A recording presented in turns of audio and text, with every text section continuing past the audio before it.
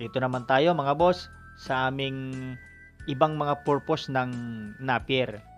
Yang napier na yan ay ginagawa naming pagalaan ng aming mga inahin.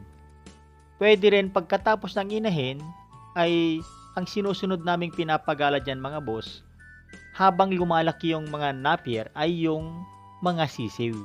Ginagawa naming parang malaking brooding pen or range area. Yan o.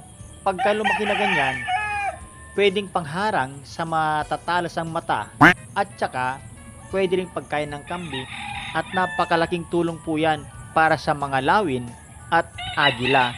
Hindi po nila masisila yung ating mga sisiw or cockerels na nandyan kasi mayroon silang mga taguan.